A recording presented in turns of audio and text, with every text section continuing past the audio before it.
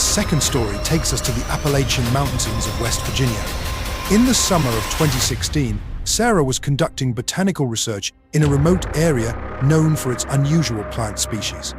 As a field biologist, she was comfortable spending days alone in wilderness settings. On her third day of fieldwork, Sarah was photographing rare orchids in a densely wooded valley when she noticed stone structures that seemed out of place. They appeared to be small, crude shelters or monuments, arranged in a rough circle about 30 feet in diameter. Each was approximately 3 feet high and consisted of stacked rocks that couldn't have occurred naturally. Intrigued, Sarah approached the formation. As she entered the circle, she experienced what she described as a wall of silence, as if she'd stepped into a soundproof room. The forest noises simply stopped. The air felt heavier, colder. Disoriented and suddenly uneasy, she decided to leave but realized she couldn't determine which direction she had come from. All paths through the trees looked identical. Sarah reached for her GPS but found it malfunctioning, showing coordinates that kept shifting randomly. Her compass was spinning erratically. Fighting rising panic, she chose a direction and started walking briskly.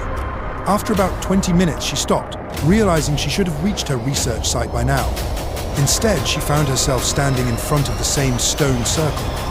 This happened 3 more times. Each time she would walk away in a straight line, only to inexplicably return to the circle.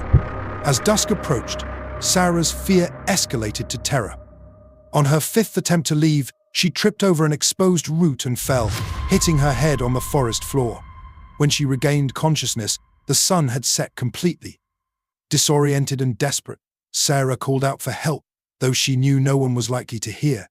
To her shock, someone answered a child's voice, coming from the direction of the stone circle. "Are you lost?" the voice asked, sounding both innocent and somehow wrong.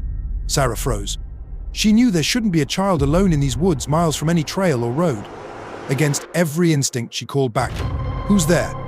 The voice giggled, now sounding closer. "Come back to the circle. It's safer there." At that moment, Sarah's GPS suddenly beeped, showing her correct location.